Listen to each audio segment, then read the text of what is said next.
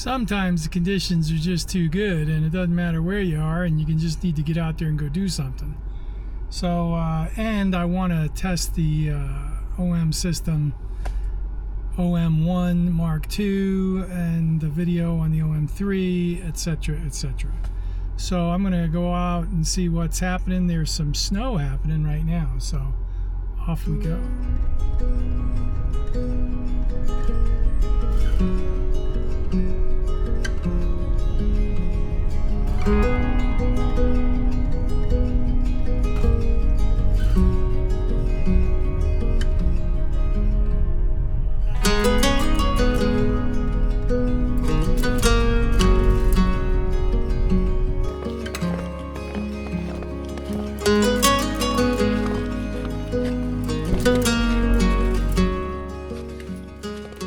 Hey there everybody, so I got out of the office. Didn't have to go far, beautiful conditions today. So I got the OM3 with the 25-1.8, I believe it is. OM Systems weather sealed lens, IPF 53 rating. It's getting snow all over it, so I hope it works. And I got the OM3 doing the video, and yeah, like so. So I'm definitely gonna have to pick up some neutral density filters because with the log setting, OM log 400, which is really easy to color grade in DaVinci, I use color space transform. And shoot me a comment if you wanna know what settings I'm using for that. So yeah, it works out pretty nice. And then I got the OM-1 Mark II here with the 12-40 2.8. I've got the 12-45 f4, but the 12-40 2.8 isn't all that much heavier, and they're all so much lighter than the full frame stuff. Like, what the hey, you know? I mean, I guess if I know I'm gonna go hiking or something, I would take the 12-45 f4 because it is 4 or 5 ounces lighter, I think. But compared to the Fuji and the Sony gear, this is like so much nicer and smaller. And okay, camera, yeah, I mean, every pound counts, right? And so this setup right here is about a pound or two lighter than the Sonys and about a pound lighter than the Fujis.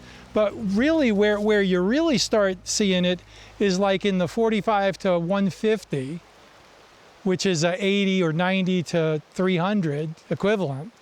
And it's tiny, tiny, tiny.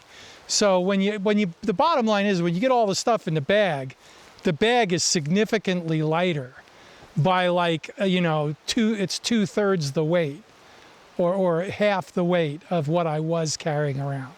So there is that. Now, all of that is completely academic if the image quality sucks. And I knew that I shot Micro Four Thirds, the EM-1 Mark II, about 10 years ago. And I really loved shooting with the camera. I loved the user interface of the Olympus OM cameras. And OM hasn't screwed that up. If anything, they've made it a lot better because the menu system is vastly improved over what Olympus had. But the image quality was sufficient. It was okay. It wasn't spectacular back then. It was all right.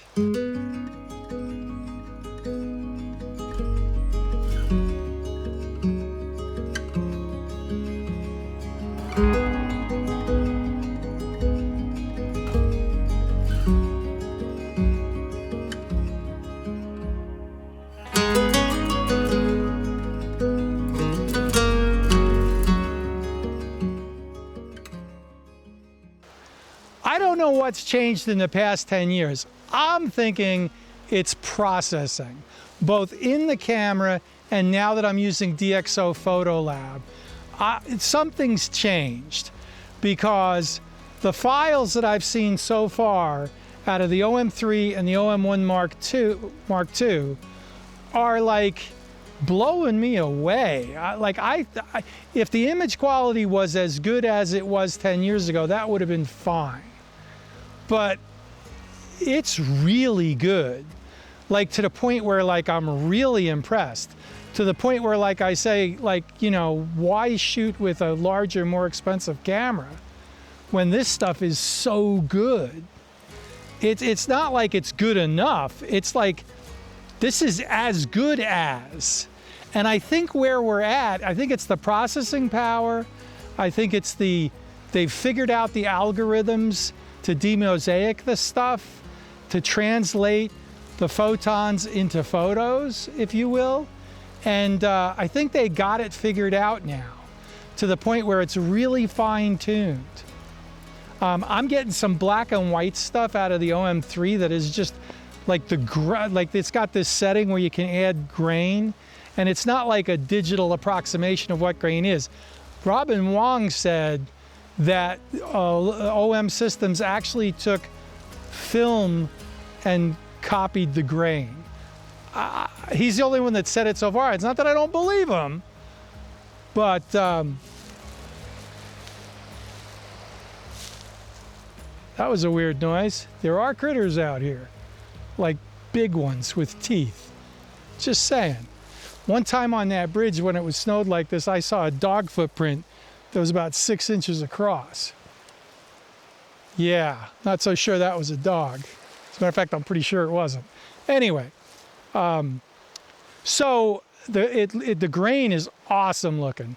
So the OM3 with the video is on the tripod. No need for a tripod with this bad boy because the image stabilization is insane, which is another thing. Like, I don't need 2 big heavy tripods. You know, I can get away with the one, and if I want to do something that requires a tripod, I'll use the one for the video, etc., etc. All right, so I'm going to take some snaps here that I'm not expecting to win any awards, but you know, I'm testing, and it's still early days, but so far I am very impressed.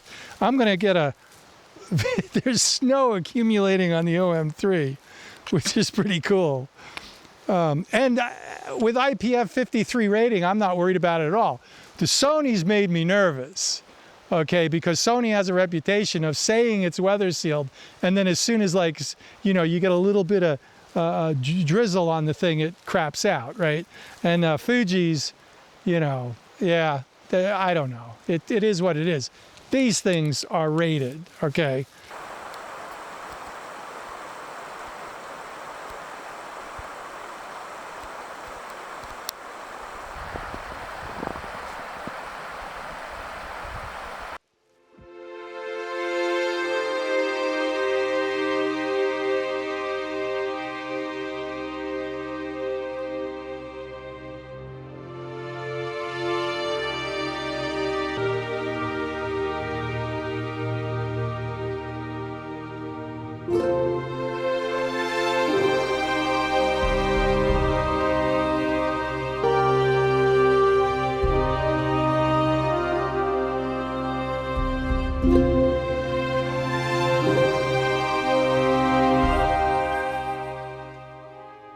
So I don't know about Lumix today, but 10 years ago, Lumix cropped the RAWs. They probably still do.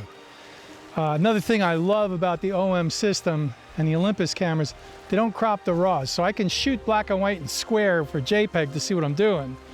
But then I've got the RAW in color, and I can do whatever I want with that. If I want color, I can do color. So that's a very cool thing.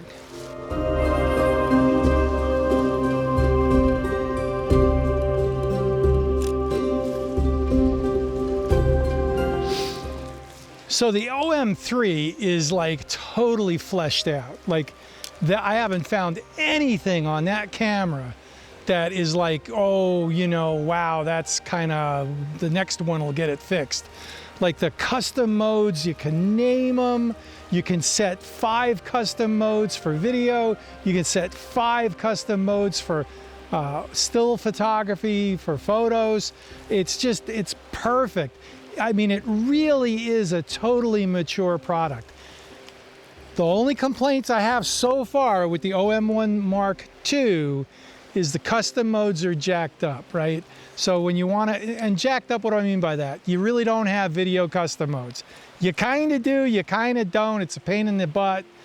So I'm not using them for, I mean, I'll set the 4 custom modes for my photos, but I only really need 1 or 2, no big deal. But the important thing about custom modes, like on the OM3, is when I'm doing this stuff, I'm shooting and I want to take some quick video, and then I want to shoot some more, some still photos, and then I want to do some quick video. And having that, you know, you can set custom 1 photo, custom 1 video, so that all you have to do is set the main control dial to custom 1, and then the other dial on the OM3, you just flick it back and forth between photo and video. So I'm in photo, bang, bang, bang, beautiful, doesn't crop the RAWs, exactly what I want. I want square, black and white. Like I said, doesn't crop the RAWs. Ooh, there's some video I want to take for B-roll or whatever. Click it into video. I'm still on custom 1. It goes to my custom 1 video settings. Perfect. Now, this doesn't obviously apply to people who don't do video. I totally get that. That's the majority of you. But, you know, for this kind of money, at this level, at this stage in the game, we've been making these things for a long time. You know, and the thing is, the OM3 is done right. It does it the right way. It's not that this does it the wrong way. They hadn't thought it through yet on this camera. They were close, right? Because the OM3 is like a year behind, a year ahead of this camera, or the other way around, depending upon how you want to look at it.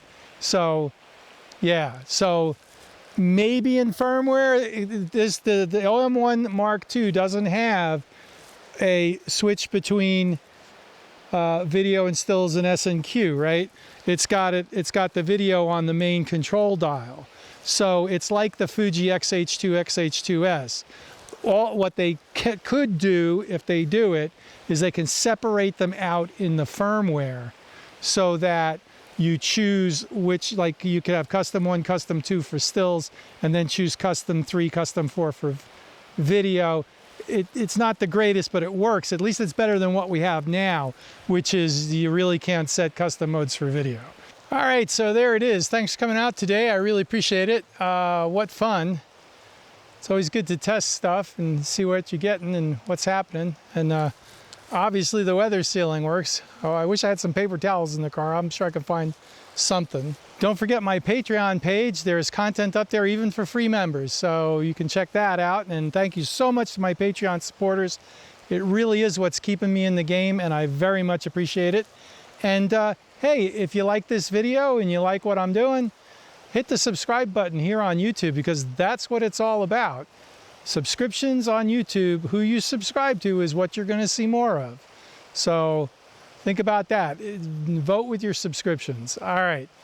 And help a small channel out, because the small channels need all the help they can get, right? Hey, we'll see you out there. We'll see you out here. Have a great one. Bye.